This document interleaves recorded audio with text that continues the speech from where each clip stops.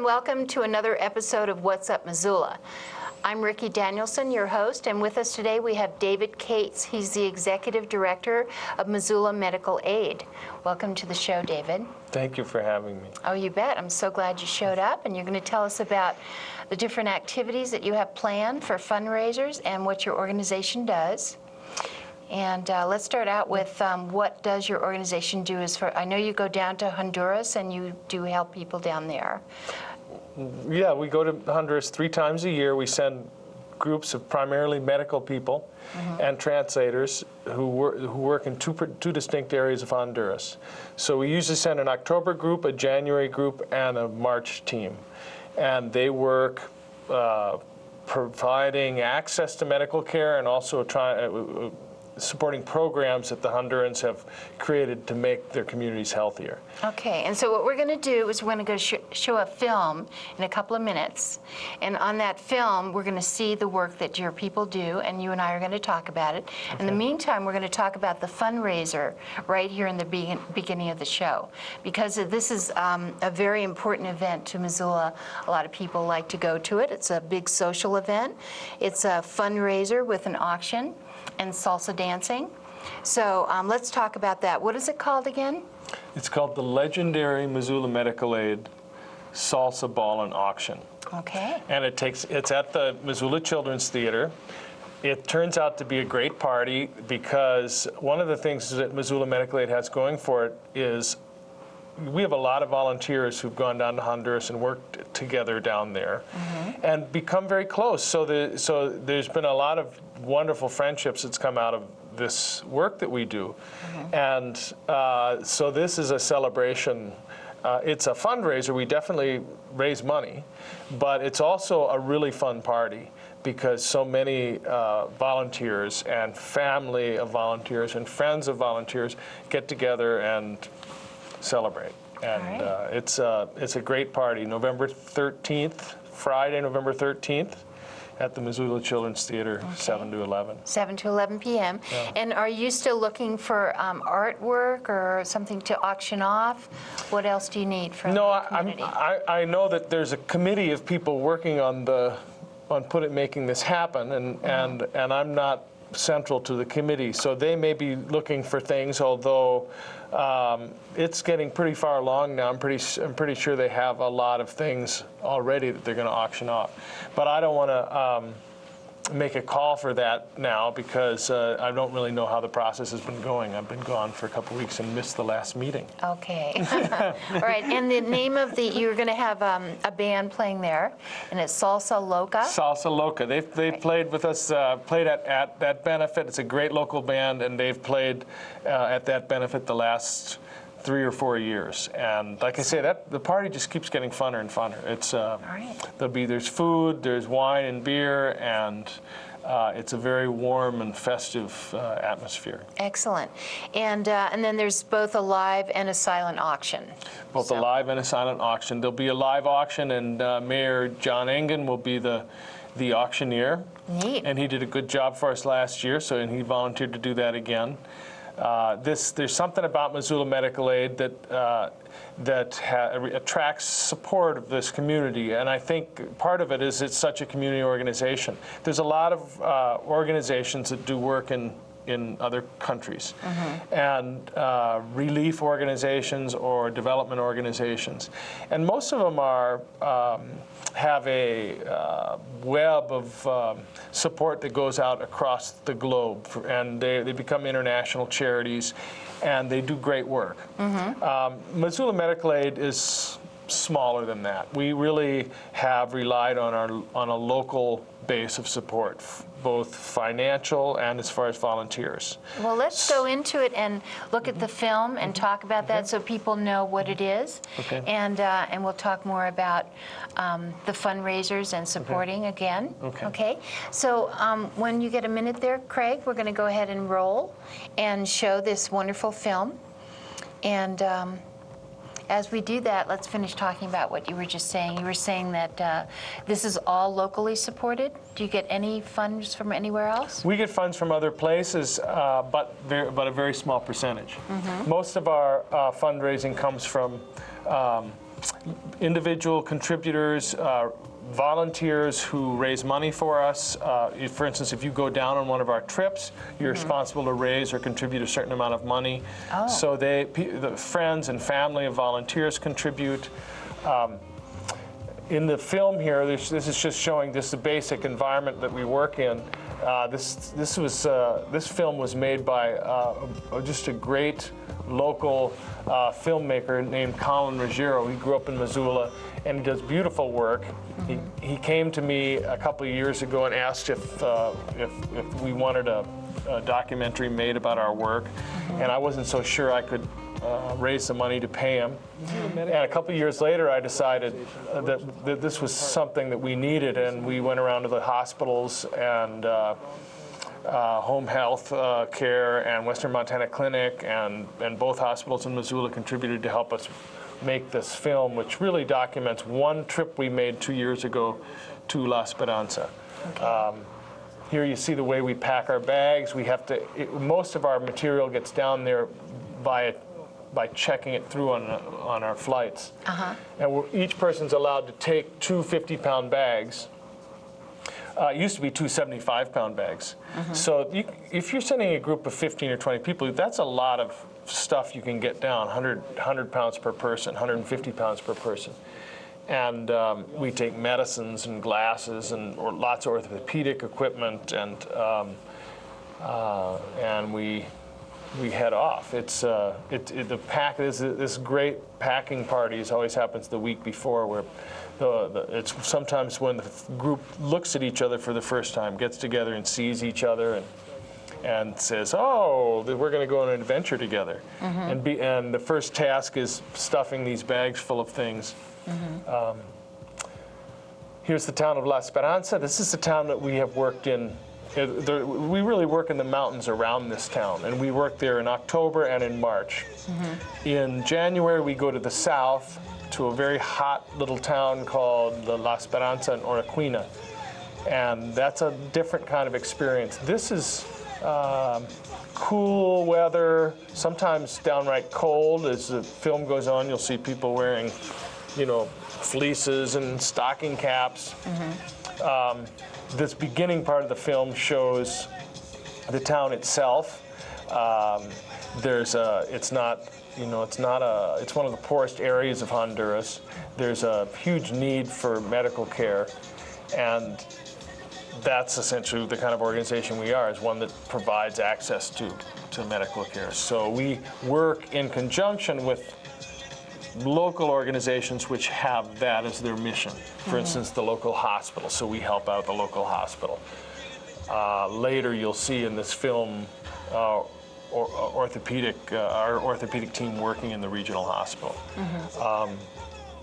We also work up in the countryside where there's no doctors, and set up little day clinics and do general health.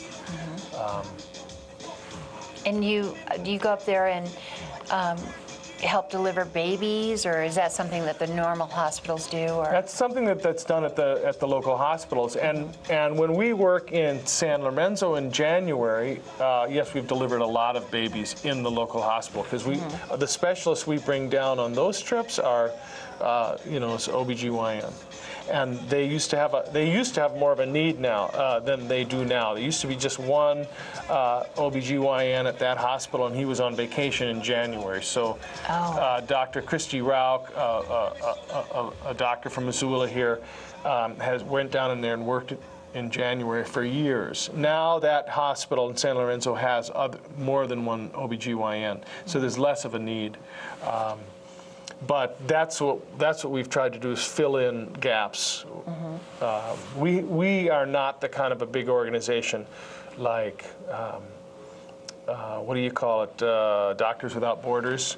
They go in, they'll set up a whole clinic, and they go into war zones, and they supply their clinic, and they staff their clinic, and they are a self-sufficient organization that certainly uses alliances with local powers, but really does all of its work in its own structure.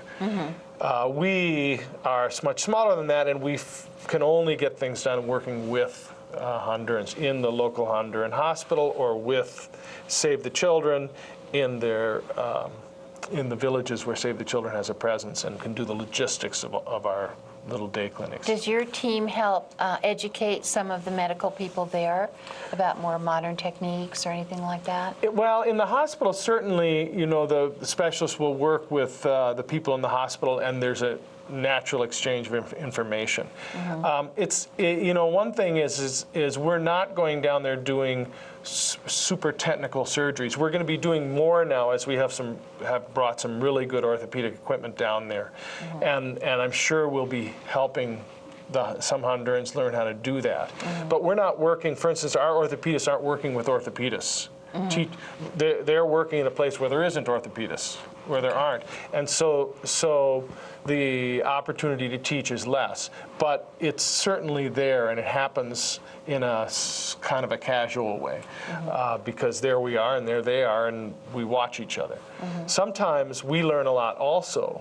There will be protocol in the hospital which may seem really ridiculous to us, but after a while we begin to see why that protocol is in place, because it's based on, they understand their patients, they understand their patients' habits, they understand what they can expect their patients to do.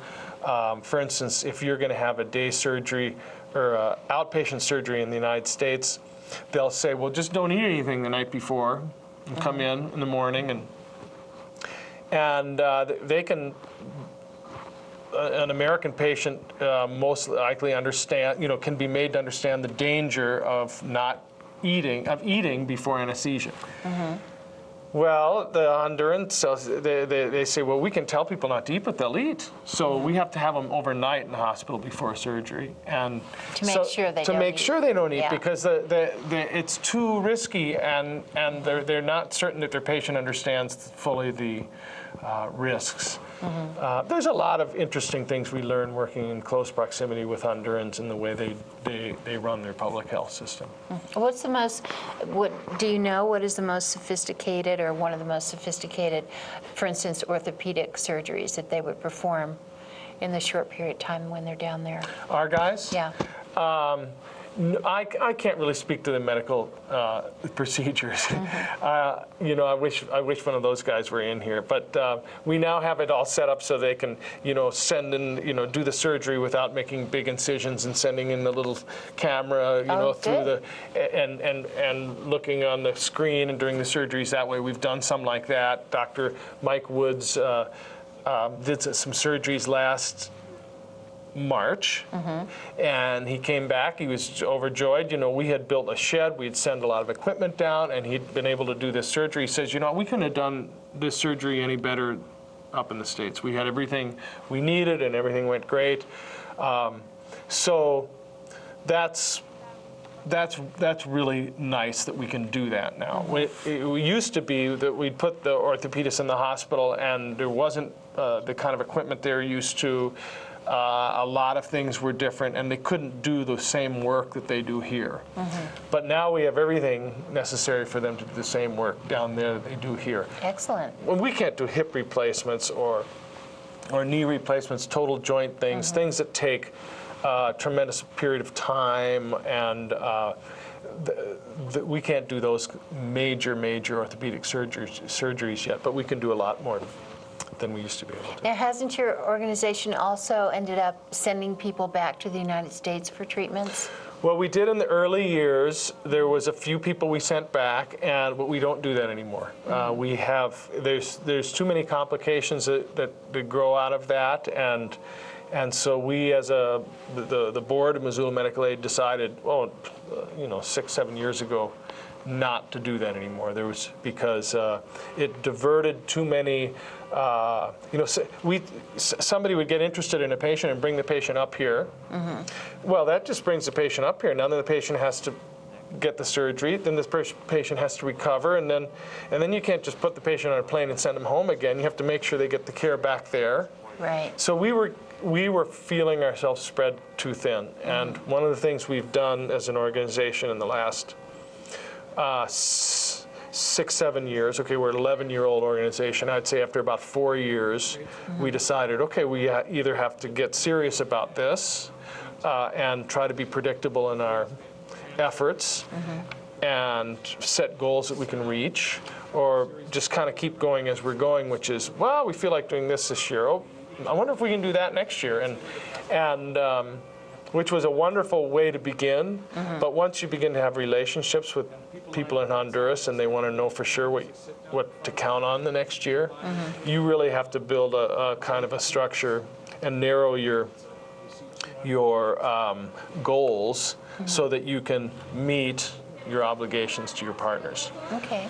Now, is this something that Save the Children helps to organize this in different communities throughout our country? Is that what's kind of going on here? Why are we focused specifically on Honduras? I'm just curious. Yeah, Missoula Medical Aid began as a response to Hurricane Mitch, which was a huge natural disaster that struck Honduras in 1998 in the fall.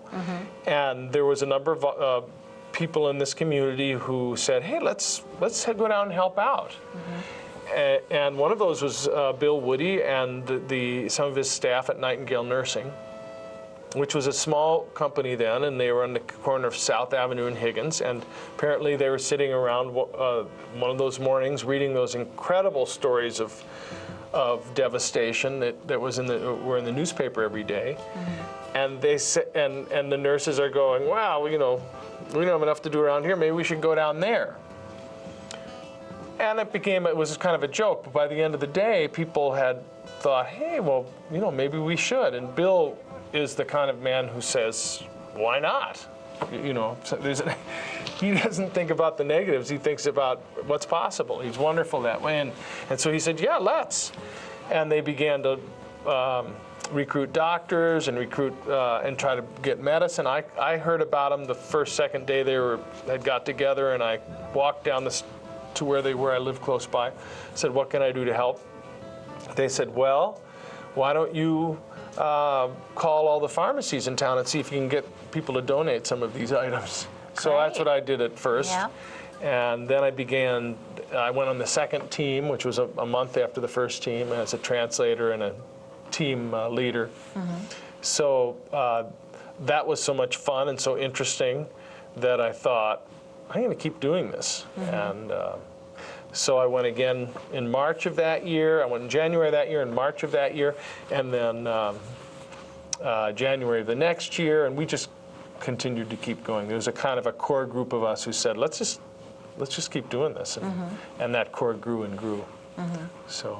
Well, I've met some of those people. Well, I saw them when you had a presentation recently, and you do go around Missoula and do fundraising events or parties, and it just seems like they are having such a good, loving time together, with the people and interacting with the people down there. Do most of the people that go with you speak Spanish, or do you need interpreters? We need interpreters. So the people who go on the teams are either medical people or translators. Okay. And so yes, they need interpreters. There's usually 1 or 2 lay helper spots. But those are usually taken up by board members, family of longtime volunteers, longtime supporters, people who you think, we need these people to see what we do. So the lay spots have been filled more and more by those people. But yes, as far as a wonderful, loving time, there is a great affection in this organization. People have oftentimes are changed by their experience down there. We travel and work in a group, sometimes in really tight and pressured situations. It's people tend to bond and come out of the experience feeling with a lot of deep feelings for the people they went through it with. So I find that's, to me, one of the most gratifying parts is the affection and the friendships between the volunteers. I'm not saying, sometimes people don't get mad at each other. That's all part of it. Or that there isn't somebody on the trip that, that might bother you. But that's all part of it. It's just tight and intense. And then we come home, and it's everybody always describes a sense of coming back into Missoula after this, being attached to the hip with, 14 other people for 2 weeks. And you land in Missoula, and then you go pick up your bags, and then you get in your separate cars and drive home. And then you just sit at home for a while, for the next few days saying, what happened? In some ways, the cultural shock of coming home is more profound. So that's a wonderful thing that is a strength of the organization, is that the volunteers are moved by the experience and want to continue contributing. And there's also an affection between the Hondurans and us, the people we work with, who help us with our logistics. These are either people in the hospital or people in the Save the Children compound, who we travel out to the communities every day with, or we eat with, and we become very close. We become friends with those people. Even though there's a language barrier with some people who don't speak Spanish, there's a genuine respect and fondness that grows. Go ahead. Well, I was going to say, are you able to raise enough funds so that nobody has to pay for anything on their own, or what is the logistics? We ask volunteers to raise money to help pay for the cost of their trip. Oh, yes, you did say that. Yeah, I'm sorry. but that's okay. It's the way most of these organizations work. Almost all of them is, if you want to go with Missoula Medical Aid, then I say, well, great, you can come volunteer with Missoula Medical Aid. You pay for your plane ticket, and you donate $500. And then that helps pay for administration. It pays for a lot of things having to do with the trip. And that's how most organizations work. And then they get volunteers from all over the country, and they do great work. They go down together, and Missoula Medical Aid is a little different model. We said from the beginning, and I don't know, I'm not saying this is better, but it's fit us. We've said from the beginning, no, Missoula Medical Aid will pay for the trip. Okay, I mean, we don't pay for your beer, and we don't pay for your, for if you want to take a trip on the weekend or something like that. Yeah. But Missoula Medical Aid will pay for your plane ticket and pay for most of your food, and you won't have to pay for where you stay, although where you stay is on a cot, in a room with 4 or 5 other volunteers. But what we want from you is that you support Missoula Medical Aid, and you get your friends and relatives to support Missoula Medical Aid, and you become a fundraiser for us. Oh, I see. And that you make a commitment to raise at least half of. It might cost us about $1,500 per volunteer, I would suppose. And I think we ask volunteers to commit to raising $750 in the first year. Some people will write a check for $1,500. Some people send out 20 letters to their friends and get back $20 with each letter and end up raising, what is that? I don't know, $1,000, $2,000,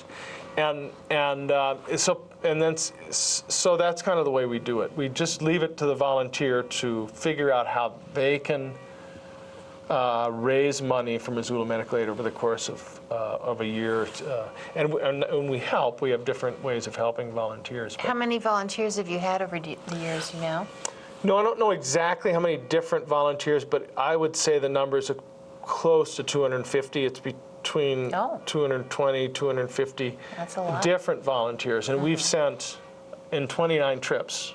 Wow. So, but total number of volunteers has been 400 some, because many people have gone many times. Oh, I see. So is it 2 weeks? How long do you go? We go for 2 weeks. Okay. When we send specialists down, they usually go for 1 week. When we send a surgical team of orthopedists down, they'll go for just 1 week. If we send a team of, the dentists that we've sent down, they usually go down for 1 week. But our general health brigades are where they go to a different town every day over the course of 2 weeks. Those are 2-week trips. So your interpreters will maybe go for the whole time? Yes, for sure. 2 weeks? We make little exceptions. You know, like there's this guy I used to play softball with here in Missoula. He was an accountant for the Forest Service, and he played in left field, and I played in center field. And he was a black man, which is rare in Missoula softball, and his name was Harris Maceo. But he spoke English like an American, and we played softball for a number of years before.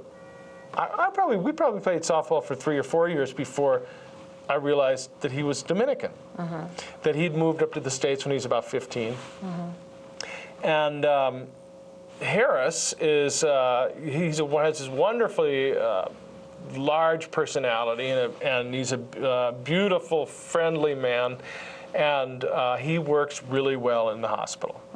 So if he wants to go for a week and work with an orthopedic team for a week, I say okay. Yeah. You know, so certain people, you need them. Right. And if they can give you a week, and they have this experience already in the hospital. And plus he spoke the language. Oh, sure, Yeah. but we would send any volunteer. I mean, Right. any, it would have to be somebody who spoke Spanish. But Harris was, he had experience. He was with that first orthopedic team, and now, like, he wants to go in March, and he can only go for a week. That's fine. Well, I'm looking forward to the party. Yeah, well, I'm looking forward to the party. So It sounds like it'll be wonderful. And let's go ahead and put that information up again and talk a little bit more about that. And so we're going to do this at the legendary Missoula Medical Aid Salsa Ball and Auction. And we're going to have the Salsa Loca is going to be the band that will be playing. And the mayor will be there to be running the live auction. The live auction, But there'll yeah. also be a silent auction. And now you have teams going down there at least once a year, 3 times a year. 3 times a year now. Oh, okay. Yes, 3 times in And so October 2 and weeks January and each. March. Yes, Right. but the October team this year was canceled Okay. because Honduras is now a country with 2 presidents. Oh, yeah, I know. Yes, there's one that's hiding in the Brazilian embassy. That's right. And one that's in the president's house. And that's a potentially volatile situation. Now they're going to have an election in November, and we proceed with confidence that by the time January comes along, things will be settled down. I personally feel that it is not a dangerous situation now in Honduras, but there's potential for it becoming dangerous, and there's also potential for the logistics of the trip. Move all these people and all this medicine and get them into where they need to be requires a lot of logistics, Right. and the logistics to be mixed up enough so that we might not be able to get what we want to do done. Right. And you don't want anybody to get mixed up in some kind of controversy that's going down there. No, we don't Yeah. want that. Okay. Well, that I would sounds kind like of like you're... to get mixed up in some controversy there, though. Well, I've been I mean, it would watching be that. fun. I've gone down 20 times without controversy. It'd be really fun to go down and get mixed up. Okay. But seriously, That's another show. that's another thing. Yeah. In the meantime, though, so people should go ahead and go to the website and email, give a call if you do speak Spanish, if you're some kind of a doctor, a medical person. You said that they're going to be doctors, and then what else? They're not Well, there's just... doctors, PAs, Okay. physician's assistants, nurse practitioners, and interpreters. Okay. We oftentimes have maybe one nurse on a team. Our pharmacy is run by a medical person, and that usually is a nurse. And so, I mean, because we have one pharmacist who's worked with us before, but there's a lot of nurses who want to volunteer, but not a lot of places for nurses to work in our rural clinics. But the pharmacy's one. Okay. And then we have nurses in the surgical teams in the hospital. Okay, excellent. So go ahead and contact the Missoula Medical Aid if you'd like to volunteer, and send in your contributions, and go ahead and come to the salsa dance and the auction. Thanks so much for coming today, David. Thank you for having me. It was You bet. fun.